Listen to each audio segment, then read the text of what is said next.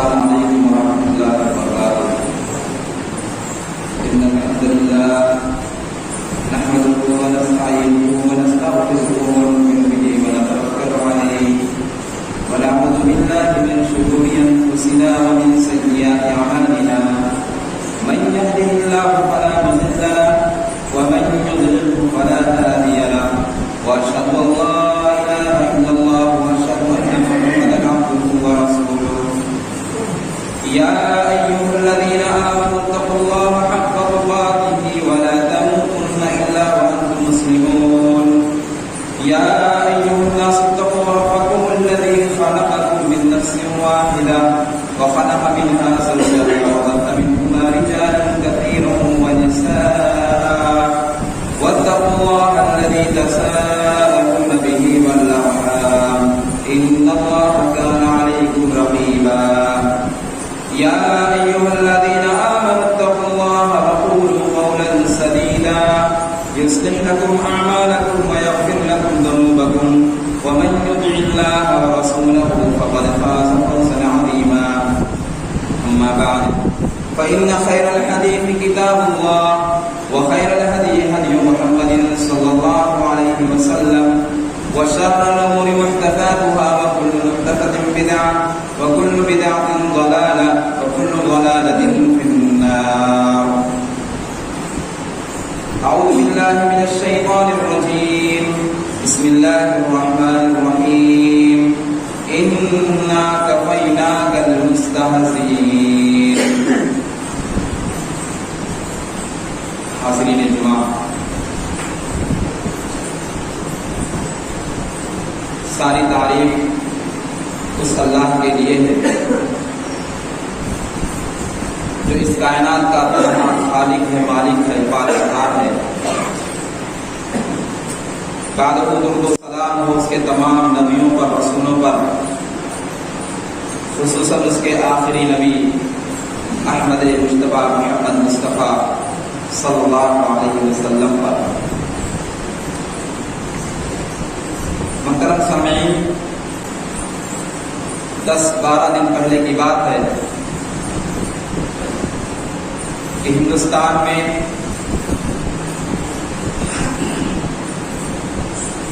نکل شرما نامی ایک عورت نے ہمارے نبی صلی اللہ علیہ وسلم کی شان میں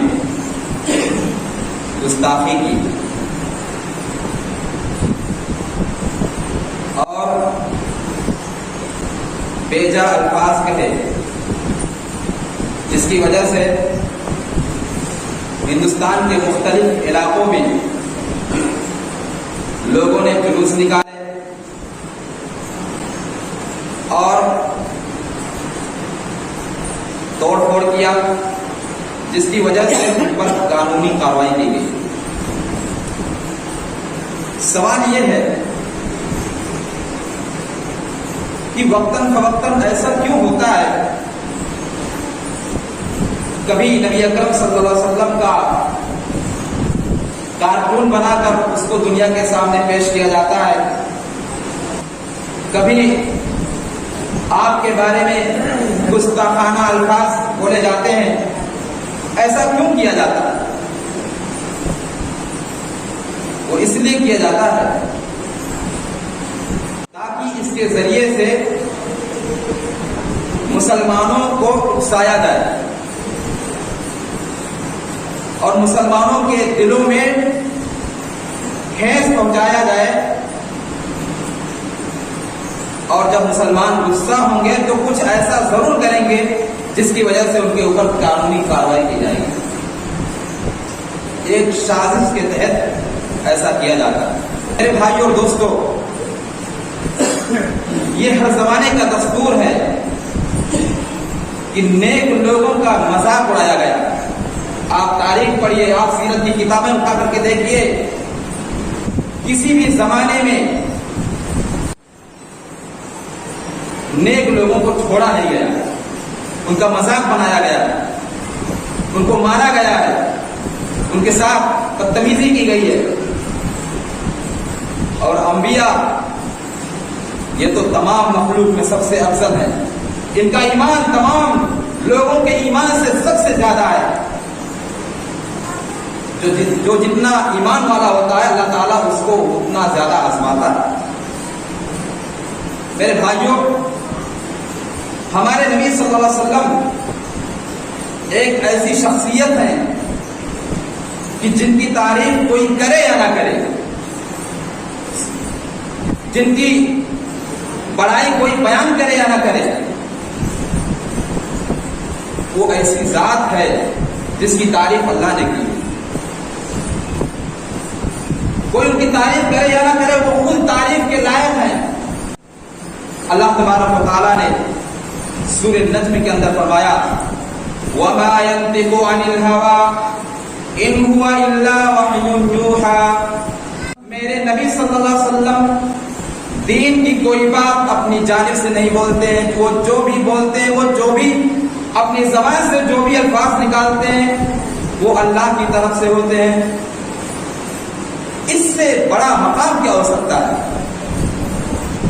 کہ نبی کے بارے میں اللہ یہ کہہ رہا ہے کہ وہ جو بھی بولتا ہے، وہ دین کا جو بھی مسئلہ بتاتا ہے، بیان کرتا ہے، وہ اپنی جانب سے نہیں، وہ میرا حکم ہوتا ہے، وہ میری بات ہوتی ہے، نبی کے الفاظ ہوتے ہیں۔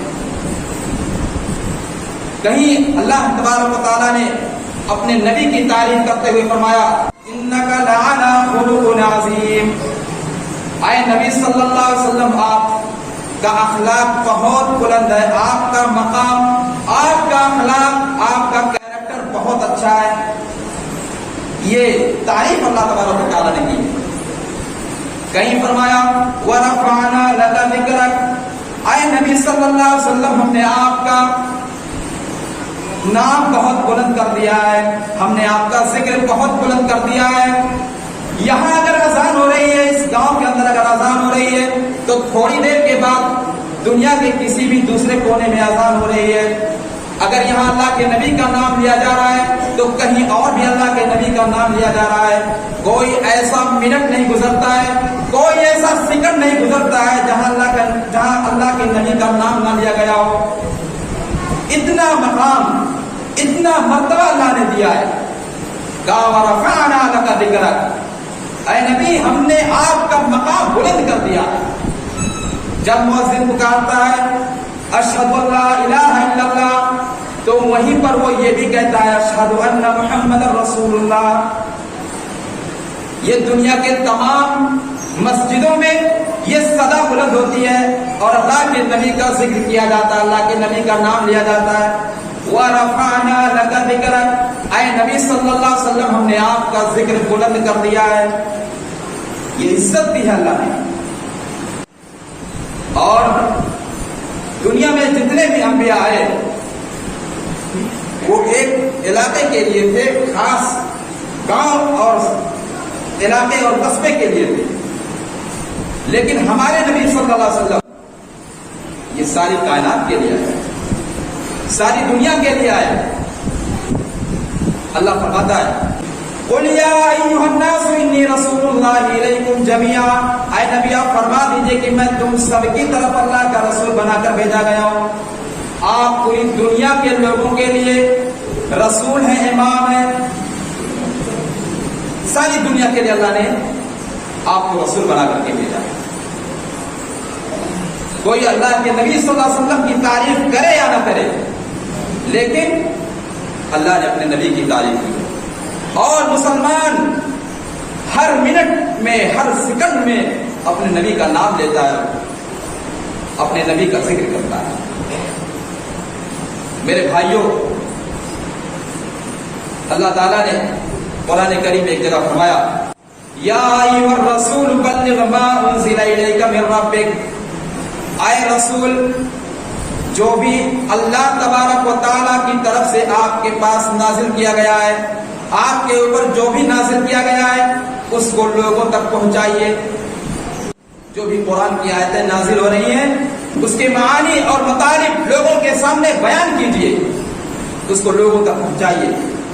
وَإِن لَّمْ تَفْعَلْ فَمَا بَلَّغْتَ رِسَالَتَهُ، اور اگر آپ نے ایسا نہیں کیا، اگر قرآن کی باتیں آپ نے لوگوں تک نہیں پہنچائی تو آپ نے رسالت کا حق ادا نہیں کیا۔ آپ نے نبی ہونے کا حق ادا نہیں کیا اگر آپ نے لوگوں کے سامنے قرآن کی باتیں نہیں پہنچائی. اس کے بعد اللہ فرماتا ہے واللہ یعصمک من الناس، اور اے نبی صلی اللہ علیہ وسلم اللہ آپ کی حفاظت کرے گا، اللہ آپ کو دشمنوں سے بچا لے گا. لوگ آپ کی گستاخی کرتے رہے لیکن دنیا کی زندگی میں جب اللہ کے نبی صلی اللہ علیہ وسلم اس دنیا میں زندہ تھے اللہ تبارک و تعالیٰ نے آپ کی حفاظت کی، اللہ نے آپ کو بچایا. اللہ فرماتا ہے واللہ یعصمک من الناس، اے نبی اللہ آپ کی حفاظت کرے گا. یاد کیجئے وہ موقع کہ جب اللہ کے نبی صلی اللہ علیہ وسلم غارے ثور کے اندر چھپے ہوئے تھے اور دشمن آپ کی تلاش میں تھے، اور ایک موقع ایسا آیا کہ دشمن بالکل غار کے قریب ہو گئے، پہنچ گئے، بلکہ آپ کے ساتھی حضرت ابوبکر صدیق رضی اللہ عنہ نے یہاں تک کہا کہ اے اللہ کے رسول لو نظر احدهم تحت قدمیہ لابصرنا، اے اللہ کے رسول اگر ان میں سے کسی نے بھی اپنے پاؤں کی طرف دیکھ لیا تو ہم تو پکڑ لیے جائیں گے. سب ادھر ادھر تلاش کر رہے تھے، کسی کی نگاہ پاؤں کی طرف نہیں گئی. واللہ یعصمک من الناس، اے نبی اللہ آپ کی حفاظت کرے گا، اللہ آپ کو بچائے گا. حضرت ابوبکر صدیق رضی اللہ عنہ ڈر گئے اور آپ نے فرمایا ما ظنک باثنین اللہ ثالثہما، اے ابو بکر کیا سمجھ رہے ہو کہ ہم دو ہیں؟ ہم دو نہیں، ہمارا تیسرا ہمارا رب ہے جو ہماری حفاظت کرے گا. ہم نے اپنے فائدے کے لیے اپنا گھر بار نہیں چھوڑا ہے، ہم نے اللہ کی دین کے خاطر اپنے گھر بار کو چھوڑا ہے اور ہم غار کے اندر چھپے ہوئے، اللہ ہماری حفاظت کرے گا. میرے بھائیوں، اپنے نبی کی زندگی میں اللہ نے حفاظت کی ہے، اور آج بھی اگر اللہ کے نبی کا مذاق اڑایا جائے، اگر آپ کا کارٹون بنایا جائے، اگر آپ کے بارے میں گستاخانہ جملے بولے جائیں، تب بھی اللہ تعالیٰ آپ کی حفاظت کرے گا. کسی مسلمان کو الجھنے کی ضرورت نہیں ہے، کسی مسلمان کو کسی سے کہنے کی کچھ ضرورت نہیں ہے، اللہ کافی ہے. اللہ فرماتا ہے انا کفیناک المستہزئین، اے نبی صلی اللہ علیہ وسلم جو لوگ آپ کا مذاق اڑا رہے ہیں ہم سے انتقام لینے کے لیے کافی ہیں، ہم سے انتقام لینے کے لیے کافی ہیں. صحیح بخاری کا واقعہ اٹھائیے. ایک آدمی تھا نصرانی، اسلام لے آیا. دیکھیے میں بتلانا یہ چاہتا ہوں کہ جن لوگوں نے اللہ کے نبی صلی اللہ علیہ وسلم کے بارے میں کوئی بھی گستاخانہ جملہ کہا ہے دنیا میں وہ ذلیل ہوا ہے، اللہ تعالیٰ نے اس کا مذاق بنایا ہے اور وہ دنیا میں کہیں کا نہیں رہا، اللہ تعالیٰ نے اس کو چھوڑا نہیں. نصرانی آدمی تھا، اسلام لے آیا، لکھنا جانتا تھا، پڑھا ہوا تھا. اللہ کے نبی صلی اللہ علیہ وسلم نے اس سے کہا کہ جو بھی قرآن کی آیتیں میرے اوپر نازل ہوتی ہیں ایک کام کرو تم اس کو لکھو. یہ لکھتا رہا، آپ بتاتے گئے، یہ لکھتا رہا. چند ایام گزر گئے، مرتد ہو گیا. کہتے ہیں نا کہ القلب بین اصبع الرحمن، یہ جو ہمارا دل ہے نا یہ اللہ کے دو انگلیوں کے درمیان ہے. اللہ تعالیٰ کب پلٹ دے کوئی نہیں جانتا. اسی لیے ہم کو یہ دعا کرنی چاہیے کہ ربنا لا تزغ قلوبنا بعد اذ ہدیتنا، کہ اے اللہ تو ہمارے دلوں کو کفر کی طرف مائل نہ کر ہدایت دینے کے بعد. جب ہم کو ہدایت مل چکی ہے، جب ہم ایمان لا چکے ہیں تو اے اللہ تو ہم کو کفر کی طرف مائل مت کرنا. یہ دعا کرنی چاہیے مسلمان کو. ایمان کا مل جانا یہ بہت بڑی دولت ہے. مرتد ہو گیا، اسلام چھوڑ دیا. زبردستی نہیں ہے اسلام قبول کرنے یا کروانے کے لیے. کوئی اپنی مرضی سے لانا چاہے اس کا ویلکم ہے. چھوڑ دیا. اور جب اپنے لوگوں میں گیا نصرانیوں میں گیا، پھر سے نصرانی ہو گیا، کہنے لگا کہ ما یدری محمد الا ما كتبت له، ارے محمد کو کچھ آتا جاتا نہیں ہے، جو ہم لکھ کے دیتے تھے وہی کچھ محمد بیان کرتے تھے، ان کو کچھ آتا نہیں ہے، وہ پڑھنا نہیں جانتے، وہ لکھنا نہیں جانتے. ما یدری محمد الا ما كتبت له، جو کچھ میں لکھ کے دیتا تھا وہی وہ لوگوں کے سامنے بیان کرتے تھے. اس کی یہ بات اللہ کو پسند نہیں آئی. حدیث کے الفاظ ہے فَأَمَاتَهُ، اللہ نے اس کو موت دے دی. مرنا تو سب کو ہے، ایک دن آیا وہ مر گیا. فَدَفَنُوهُ، اور لوگوں نے اس کو دفن کر دیا، دفن کر دیا گیا. صبح دیکھا تو اس کی لاش زمین کے باہر. لوگوں نے سوچا یہ محمد اور ان کے ساتھیوں نے کیا ہوگا صلی اللہ علیہ وسلم. دوسرے دن پھر اس کو دفن کیا، پھر باہر لاش. تیسرے دن پھر دفن کیا، پھر باہر. لوگوں نے سوچا کہ یہ ان کا کارنامہ نہیں ہے، یہ کوئی غیر حق کی ہستی ہے جو ایسا کر رہی ہے. پھر لوگوں نے اس کو پانی کے حوالے کیا. زمین اس کی لاش قبول نہیں کر رہی تھی. ہمارے نبی کے بارے میں گستاخانہ جملے بول کر بچ جاؤ گے، کبھی نہیں ہو سکتا ہے. مسلمان انتقام نہ لے پائے، لیکن اللہ تبارک و تعالیٰ ضرور انتقام لے گا. اور ایسے لوگوں کی سزا موت ہے. ایسے لوگوں سے جو بھی ہمارے نبی صلی اللہ علیہ وسلم کے بارے میں گستاخی کرے، تمام علماء کا اس بات پر اتفاق ہے کہ ایسے آدمی سے توبہ بھی نہیں کروایا جائے گا. اس سے توبہ کا دروازہ اس کے لیے بند ہے جو ہمارے نبی کے بارے میں ایسی بات کرے. کوئی بھی غلط بات کہے بغیر شریعت کا علم حاصل کیے ہوئے، بغیر آپ کی زندگی کو پڑھے ہوئے، جو ہمارے نبی کے بارے میں گستاخانہ جملے بولے، ایسے لوگوں کے لیے توبہ نہیں ہے، ان کی بخشش نہیں ہو سکتی ہے. اور ایک موقع پر ابو لہب کے بیٹے نے، ابو لہب کا بیٹا جس کا نام لہب تھا، اس نے بھی اللہ کے نبی صلی اللہ علیہ وسلم کے بارے میں کچھ گستاخانہ جملے بولے. اللہ کے نبی صلی اللہ علیہ وسلم، ظاہر سی بات ہے کہ جب ہمیشہ پریشان کیا جائے گا، ہمیشہ کچھ نہ کچھ کہا جائے گا، تو اللہ کے نبی صلی اللہ علیہ وسلم بھی انسان ہے. آپ کی زبان سے یہ بد دعا نکل گئی کہ اللہم سلط علیہ کلبا من کلابک، اے اللہ تو اس کے اوپر ایک کتا مسلط کر دے. لہب یہ ملک شام جا رہا تھا. جب یہ بات ابو لہب کو معلوم ہوئی کہ محمد نے میرے بیٹے کے بارے میں بد دعا کر دی ہے، تو اس کو یہ یقین ہو گیا کہ اس کی دعا تو ہمیشہ قبول ہوتی ہے. اس کو یقین ہو گیا. تو اس نے لشکر میں جو لوگ جا رہے تھے اس کے ساتھ ملک شام، ان لوگوں سے کہا کہ دیکھو میرے بیٹے کی حفاظت کرنا اور اس کو بیچ میں رکھنا. یہ لوگ جا رہے تھے، چاروں طرف سے سیکورٹی لگا دی گئی، اور جب سارے لوگ سو گئے تو ایک شیر آیا اور سب کو سونگتا گیا. پھر آخر میں لہب کو اس نے چیخ پھاڑ ڈالا. نبی کے الفاظ دے ہے اللہ تو اس کے اوپر ایک کتا مسلط کر دے. نبی کی جو گستاخی کرے گا وہ دنیا میں ذلیل ہوگا، دنیا میں وہ عذاب دیا جائے گا، اللہ اس کو عذاب میں مبتلا کرے گا. غزوہ احد کا موقع ہے. ایک مسلمان سب کچھ برداشت کر سکتا ہے.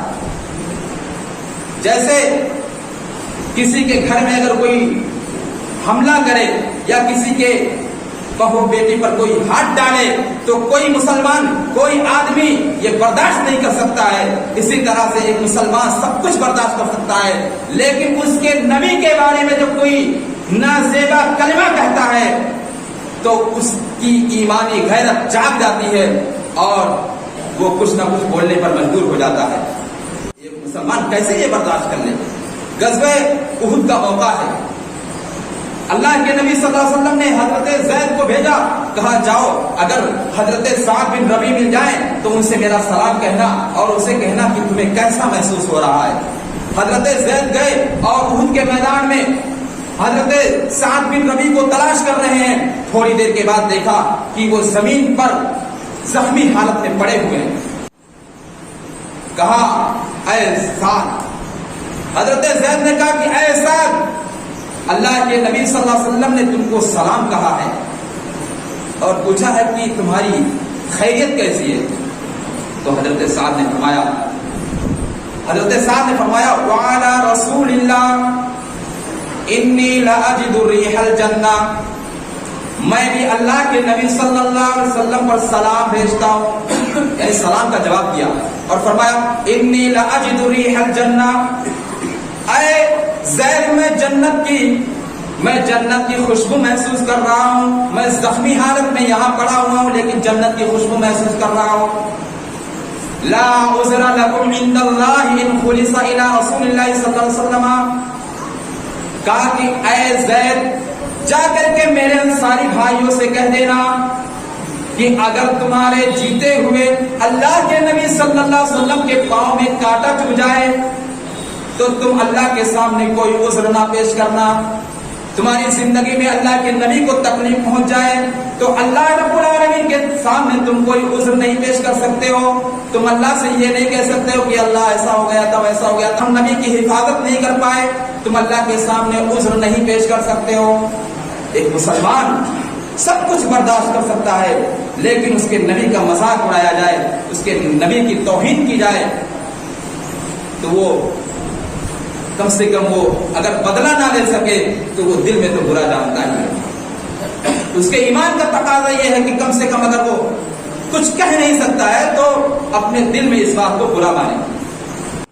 ایک حدیث اور سنیے, صحیح بخاری کی روایت, اللہ کے نبی صلی اللہ علیہ وسلم نماز پڑھ رہے ہیں, ابو جہل اور ان کے ساتھی بیٹھے ہوئے ہیں. دیکھیے کس طرح سے گستاخ رسول کی سزا کس طرح سے ہوتی ہے. سارے لوگ بیٹھے ہوئے ہیں, اللہ کے نبی نماز پڑھ رہے ہیں. اتنے میں ان لوگوں میں سے کسی ایک نے کہا کہ کون ہے جو محمد کے پیٹھ پر اونٹ کی اوجھڑی ڈال دے. اتنے میں ایک شخص کھڑا ہوا, کہا میں یہ کام کروں گا. گیا اور اوجھڑی لایا اور آپ جیسے ہی سجدے میں گئے آپ کے اوپر رکھ دیا, آپ کی پیٹھ پر رکھ دیا.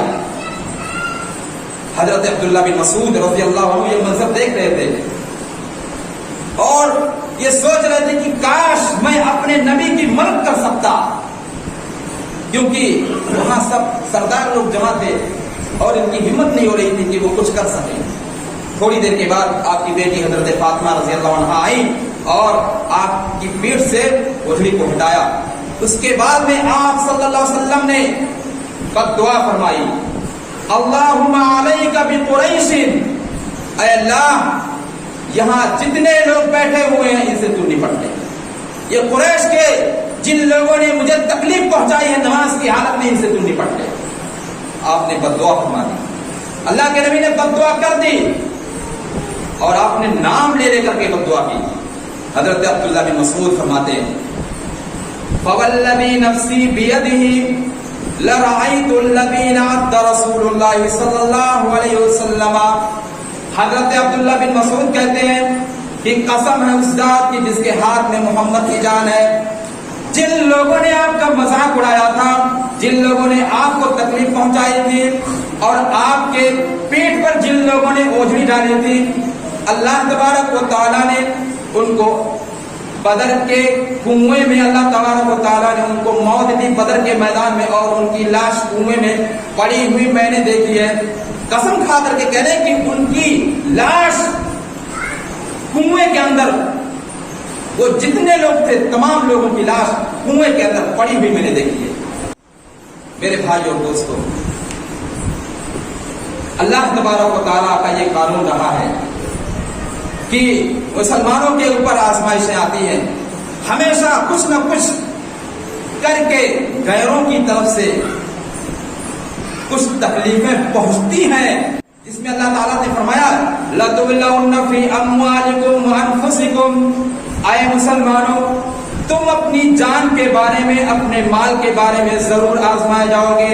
لَتُبْلَوْنَ فِي أَمْوَالِكُمْ وَأَنفُسِكُمْ وَلَتَسْمَعُنَّ مِنَ الَّذِينَ أُوتُوا الْكِتَابَ مِنْ قَبْلِكُمْ, وَمِنَ الَّذِينَ أَشْرَكُوا أَذًى كَثِيرًا، اللہ فرماتا ہے کہ یہودیوں کی جانب سے اور مشرکوں کی جانب سے ہمیشہ کچھ ایسی باتیں مسلمانوں کو سننے کو ملتی ہیں جس سے ان کو تکلیف ہوتی ہے. ہمیشہ یہ قانون رہا ہے، کچھ نہ کچھ کر کے مسلمانوں کو اکسانا چاہتے ہیں تاکہ یہ کچھ غصے میں آ کر کے کچھ ایسا کر جائیں جس کی وجہ سے ان کے اوپر قانونی کارروائی کی جائے.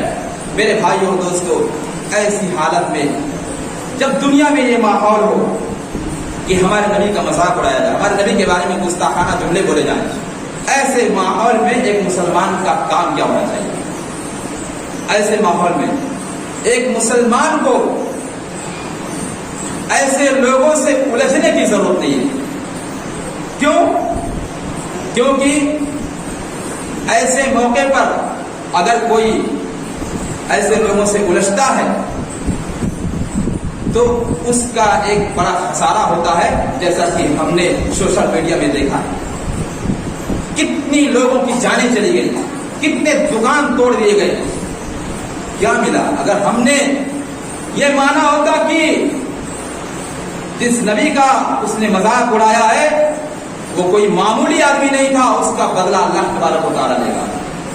ہمیں اپنے ایمان اور عقیدے کی حفاظت کرنی چاہیے، اور ایسے موقع پر ہمارا یہ فریضہ بنتا ہے کہ جب کبھی نبی کی بات آئے یا نبی کے بارے میں کوئی غلط بات اپنی زبان سے ادا کرے تو ہم کو چاہیے کہ ہم نبی کی اچھائیاں بیان کریں، اور نبی کے بارے میں ہمیں جو باتیں معلوم ہیں، آپ کی جو اچھائیاں معلوم ہیں اور آپ کی جو سیرت معلوم ہے وہ لوگوں کے سامنے رکھیں، تاکہ جو لوگ ایسا کر رہے ہیں وہ ظاہر سی بات ہے ان کو نبی کی زندگی کے بارے میں معلوم نہیں ہے. ان کو نبی کی زندگی اور نبی کی سوانح اور نبی کی زندگی اور نبی کا رویہ، نبی کا کیریکٹر، نبی کا اخلاق اور نبی کا لوگوں کے ساتھ برتاؤ، یہ ان لوگوں کو پتہ نہیں ہے. ورنہ وہ دانتوں تلے انگلیوں کو دبا لیں گے. میرے بھائیوں، وہ نبی کوئی معمولی آدمی نہیں تھا. انک لعلی خلق عظیم، اے نبی آپ کا اخلاق، آپ کا مقام بہت بلند ہے. کوئی مانے یا نہ مانے، مسلمان مانتا ہے، کوئی مانے یا نہ مانے، اللہ مانتا ہے، کوئی مانے یا نہ مانے، لیکن جس کے دل میں ایمان ہے ذرہ برابر، وہ اس بات کو تسلیم کرتا ہے کہ میرا نبی اس دنیا میں سارے انسانوں سے افضل ہے. میرے بھائیوں دوستوں، آئیے اللہ سے دعا کرتے ہیں کہ اللہ تبارک و تعالیٰ تو ہمارے دلوں میں صبر عطا فرما. الہ العالمین، تو ایسے لوگوں سے انتقام لے جو تیرے نبی کی گستاخی کریں. الہ العالمین، جہاں کہیں بھی مسلمان پریشان حال ہیں تو ان کی مدد فرما. الہ العالمین، جو بیمار ہیں ان کو تو شفا کاملہ عطا فرما. الہ العالمین، جو دنیا سے چلے گئے ان کو تو جنت الفردوس کے اندر جگہ عطا فرما. بارک اللہ لنا ولکم فی القرآن العظیم ونفعنی وإیاکم بالآیات والذکر الحکیم، انہ تعالی جواد کریم ملک بر رؤوف رحیم.